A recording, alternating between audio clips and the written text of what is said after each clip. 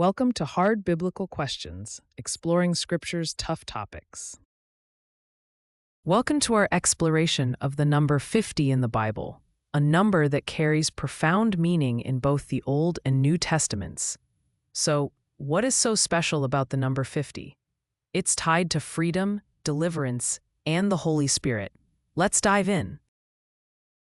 In the Old Testament, Leviticus 25:10 introduces us to the Year of Jubilee, which occurs every 50th year.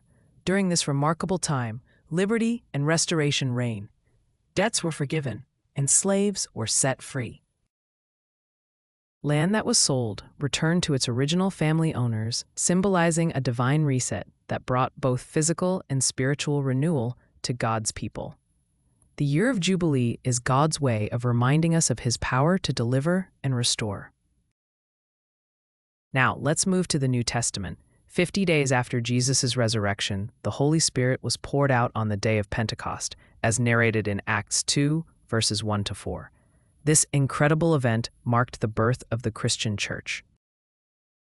People from all nations gathered, and in a moment of divine orchestration, they were filled with the Holy Spirit.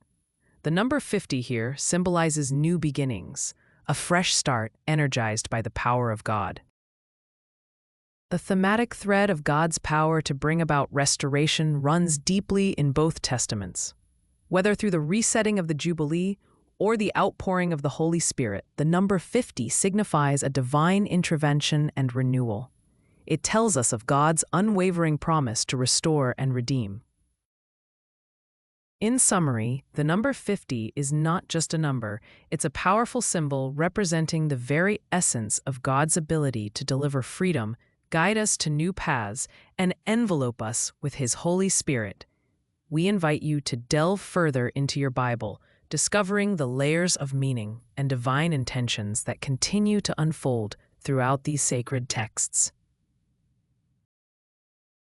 Thank you for exploring this fascinating biblical number with us. Until next time, may your journey into Scripture continue to reveal the depths of God's wisdom and love.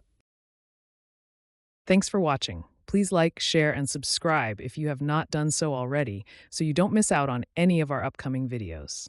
Also, you might like some of our other channels we have on YouTube, like Short Bible Stories, Top 10 Most Loved Bible Verses, and Senior Life Simplified.